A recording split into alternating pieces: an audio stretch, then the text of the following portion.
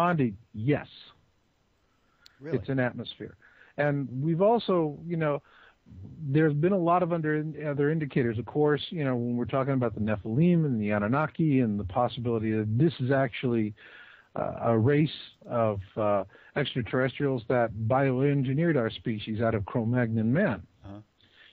So those possibilities exist, but our work really is not so much as to what's happening with the ET angle, although we don't discount it. Frankly, I think what we're about to go through from extraterrestrial point of view is the next best thing to pay cable. Mm-hmm. But we're really focused on us. I mean, to me, it's always about our species, and this is our evolution, and that's an important thing for people to understand. This is going to be an evolutionary event for us. Yeah. Well, if there are people on that planet, you can believe that the Vatican Pope Scope's probably looking for kids on there. Hey, somebody wrote in here, and we've got let's get to two or three of these questions. And I think you just addressed this. So it's talking about the South Pole Observatory. Is that the largest infrared telescope? Well, no, it's not the largest, but for that area, I mean, down there, it's the king of the hill. Okay. This is a 10-meter telescope. In order to, they had to bring this thing in. They built it. Parts of it were built in Texas and in Illinois and in the Netherlands. And actually, when we first got, we were the ones that broke the story on the SPT at Yowza.com. Actually, we were the very first ones to report it and what this purpose is. Mm-hmm. This thing is so massive with the pedestal and everything that goes along with it that they had to bring it in literally in series of flights like a Berlin airlift of C-130 aircraft to bring it in there. Just the telescope and its pedestal alone, we estimated at 35 to 40 flights. Wow. All right. Dave has this question. Does Nibiru set off a polar shift? Or is it a result of earthquakes? I believe that it will. In what Casey was talking about with the pole shift is that we have a difference of degree, not a difference of kind. When we talk about pole shifts, a lot of people, discuss it in terms of the Earth flips head over heels, or it stops and starts spinning in the other direction, and these very, very extreme movements, which something that extreme could literally reduce life on this planet back to single-cell animals. What we believe is that it could be a number of factors that are going to cause it, whether it's magnetic polar alignment, it's solar interaction, or it could simply be all of the above that causes it. But the polar shift, and this is consistent with what we find in deep time records, is going to be a difference of degree where, like Casey was telling us, for example, San Francisco could wind up having the same kind of weather as Houston, Texas. That much of a degree of difference. But that event in itself is going to be a terribly frightening time for our species. And it's going to be what I would consider the single greatest dieback event. Mm-hmm. There's going to be a lot of life taken throughout the process. Mm-hmm. But the pole shift is the one dieback event that the briefest period of time that's going to take the greatest amount of life. When this comes to pass, do you think that people should have the quintessential survival pack? I mean, should there be food and guns and ammo, drugs of a certain sort? Well, always drugs, but I was thinking more in terms of like iodine, something for like nuclear radiation. You know what I'm saying? Yeah. How about a raft? I guess out in California we have different priorities.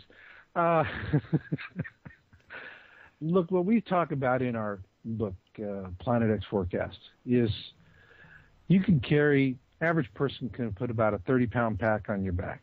Mm-hmm. And that's really what you focus on, is the 30 pounds you can put on your back.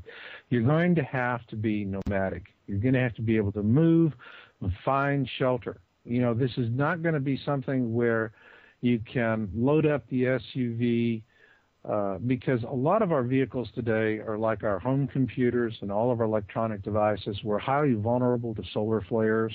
Right. And flares, solar activity is just going to hose a great deal of our electronics, and we are going to be back to vacuum tubes for the most part in the middle of all of this. Mm-hmm. So all of that's one thing in terms of having guns. A simple gun like a good old pump 12 gauge or an old Mauser bolt action is more practical. They're well proven. They can take a beating, and they can put beef on the table. Going out and getting the super deluxe gizmo gun with all the ratchets and hatchets and all that good stuff is fine until you need a gunsmith. Yeah. And you ain't going to find them then. So you have to be practical. We take a real practical, and we also have a strategy approach where you really, you go at this thing the same way soldiers fight in the battle. They have a plan of attack, but a fallback to a rally point and so forth. Same kind of strategies. Well, Marshall, nobody's going to have enough bullets to stop the angry hordes that are going to be roving through the countryside. Well, the thing that what we try and do, and it goes back to when you were asking me, where am I going to be? And I told you I wouldn't tell you. Where's that now? And that's no, you ain't going to give me. Smooth, but no cigar. Dang it. The thing here is if you understand what's really happening, all right, you can think for yourself. One of the things that I'll tell your listeners we talk about in the book, and I'm writing now in this section as a former CNN science feature producer, is that you're going to get more information out of television if you turn off the sound and listen to Mozart and just watch the images and the CGI screen titles. You're going to get infinitely more information. Because what you have with the talking heads is that they don't have any money for research. And all they're doing is they're talking about sound bites and what-if questions that you would normally ask yourself, except maybe a half a second later. And, so listening to them rehash questions that you're naturally going to ask is ridiculous. But the camera doesn't lie. In the video that they're going to show is going to give you the information you need. And we tell you in the book how to look at that video and how to understand what's going on so you can read the signs yourself.